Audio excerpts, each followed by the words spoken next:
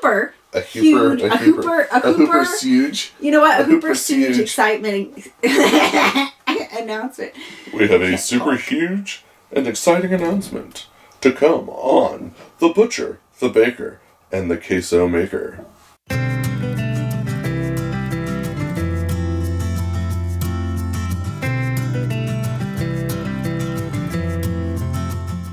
Greetings, friends. Thanks for joining us on The Lifestead today.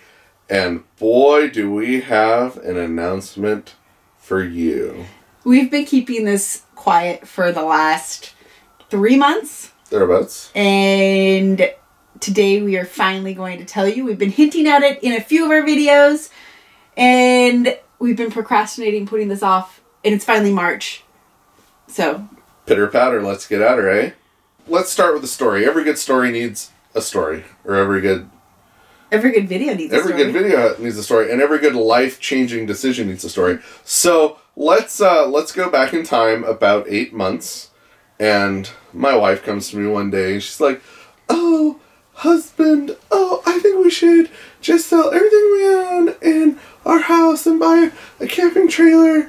And we should just spend a year traveling the United States." And I looked at her and said, wife, that could quite possibly be the worst suggestion you've ever made. Like, I love my children, but 250 square feet in a travel trailer for a year, that's a lot of time together in a closed space. So she dropped it. She didn't say anything, and she just let it kind of die, or I thought the idea died, and then dun dun dun dun, lo and behold, December. We launched a YouTube channel. Oh yeah, that's right. We launched November, late November. Yeah. Check out the Christmas tree hunting video. Awesome.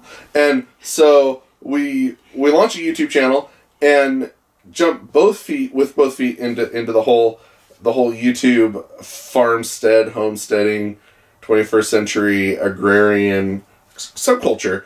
While he was in Mexico and I was doing all my demoing my chicken coop to milking parlor stuff, I started watching some YouTube, and I was watching Roots and Refuge, and there was these people on there that I had heard them mention, but finally saw them and checked out their channel, and lo and behold, this channel is, I'll just say it. It's the Hollar Homestead, and they have 4 kids in a 27-foot trailer, and they've done it.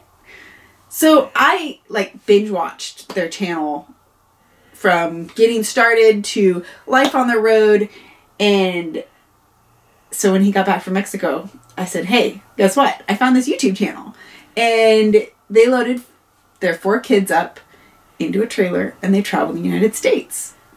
Isn't that cool? Not saying, we should do this. Just, right.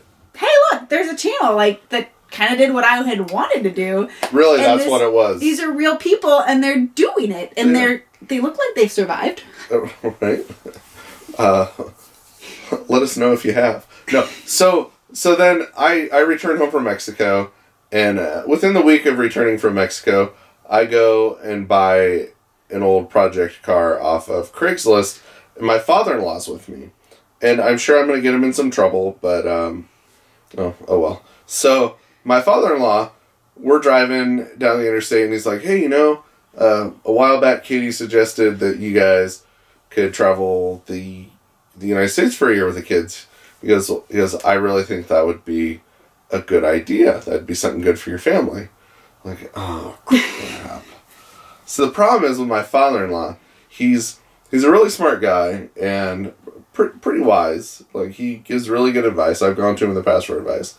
He's not impulsive. We are terribly impulsive.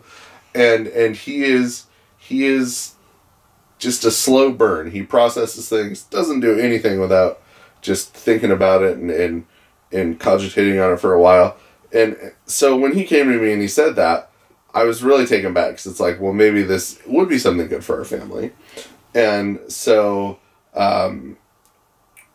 within a couple of days of him dropping that little gem on me, I approached Katie, and we we thought, we could do this. And so we started praying about it and seeking God's will concerning it.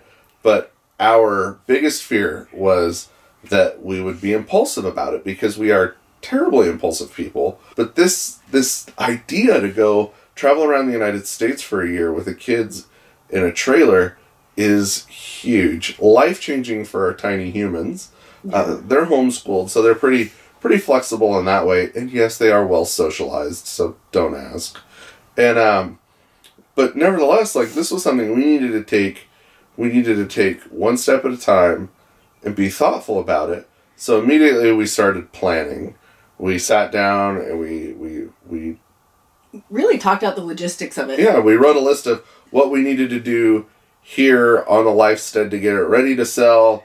Is it feasible? What's our time frame? And sort of arbitrarily, we gave ourselves a year.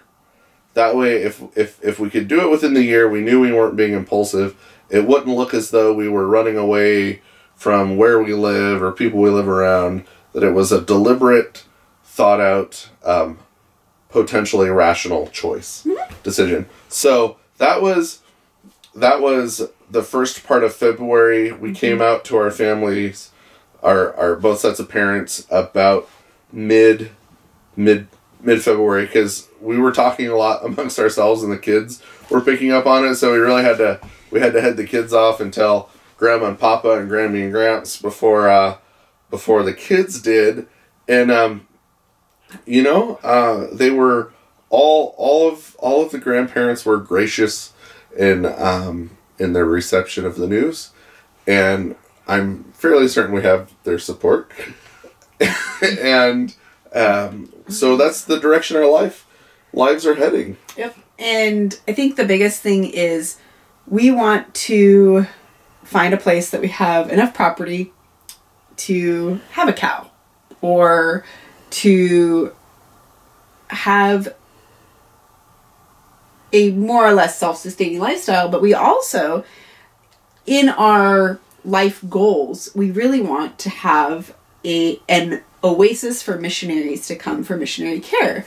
And he's on the board of directors for a missionary care organization. We'll link it in the description and in the card above and over there. But what it does is it cares for missionaries when they're off the field. Right. And it's kind of like a bed and breakfast for missionaries, but more intensive and just a place of rest. And I was a missionary in Poland for 3 years before we got married. So it's something that's very near and dear in my heart and in our hearts, I guess. Absolutely. So that's our life goal, I guess. And we can't do that here. We have a single house and we can't put another house on our property. So we really want to try to find a place that we can raise our kids in a nice culture that's not so hostile. Right. Liberal. Read liberal. Well, yeah, liberal. I don't want the government telling me what I can and can't do with my children. And I guess our whole culture is going that way. But we don't have to get into the political thing. But we really want to find a place that we can raise our children and really settle down. And we always have kind of felt this vagabond nature, like this pull to just be itinerant. Yeah. And so this is kind of scratching that itch, I guess. And travel so much in 1 year, we'll never want to do it ever again. It's the cure. Yeah. Maybe. But we don't know where we're going. We don't think we're going to be in Oregon. We're moving out of Oregon. Right. We have no desire to settle in Nebraska or Oklahoma. Sorry. Or North Dakota. Or North Dakota. There, it's just a little too windswept for us. And we don't want to go as south as Florida or anything like that. So we don't know exactly where we're going to go. But we also haven't seen a lot of the country. Right. And especially the East Coast, we've never really spent much time. And so we really want to head there just to see it. Yeah. And then as we go, we just want to kind of experience each state, what they have to offer, the areas, and try to get the biggest bang for our buck as far as property, but also a nice place where we can have a farm for our own purposes and fun, because it's fun to have animals. And the facilities to run an oasis and continue to serve the kingdom after that fashion. And so that's you can look at places on Realtor.com all day long, which we do regularly. Right. So we've looked at enough places on the computer. We want to look at them, I guess, live and in person. And you know, we're gonna try to hit the eastern part of the United States in the summer just to see how bad your all's humidity is. We've heard stories about it, but we kind of want to experience that for ourselves. I'm worried about what the humidity will do to my hair, so we've got some reservations about living where it's humid. But hey, you know, when it's 110 on the West Coast where we live, you spend as much of your time inside with the air conditioning as possible. So I guess it's no different with the humidity. So that's really it. That's our big announcement. Yeah, we want to thank the Hollars, Ben and Meg, for, I guess, inspiring us.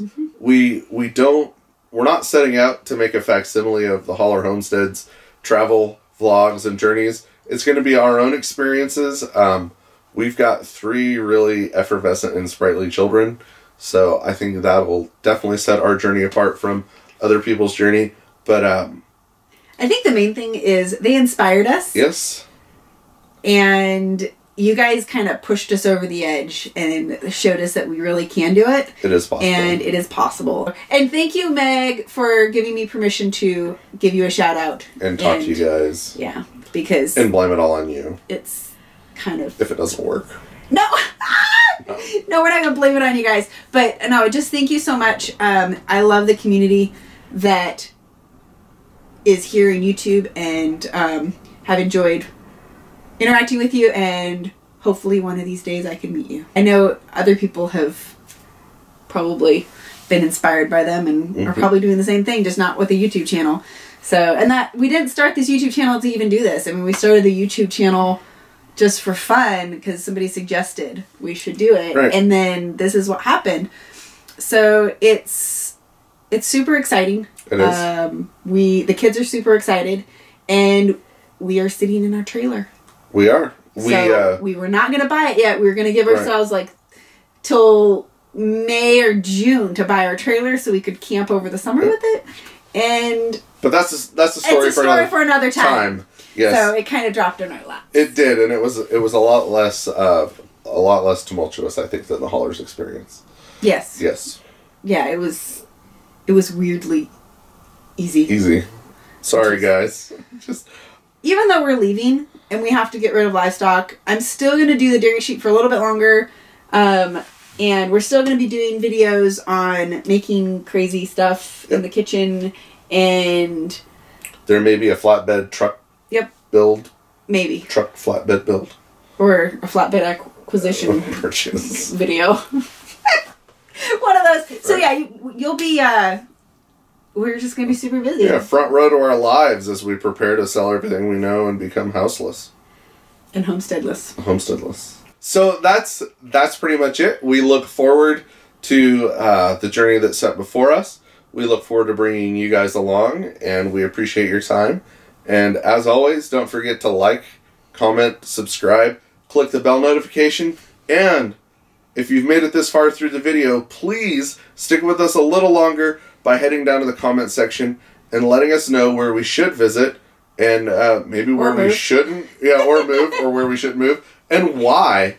And we'll sift through those, and maybe we can start planning an itinerary for our itinerant lives. That's right. So, and I'm also going to be putting a link to a Google map on there where you guys can suggest places to go visit. We've got the big ones, the Utah ones, Capitol Reef, Zion, and then we've got Yellowstone. But after that, we just kind of... National Firearms Museum in Cody, Wyoming. That's awesome. It is. I've been there. I know. I didn't go with you. I know. Oh. We've talked about this. Oh, we have. Yes. Yes. So. I'm sorry. You guys didn't know he's been there. Yeah, okay. But the whole museum in Cody is awesome. Beautiful. So I'm sure we'll be going through there, but let us know. And we look forward to reading those and interacting with you guys. Thanks for following us. We're super excited to be on this journey. Absolutely. And thanks for joining us.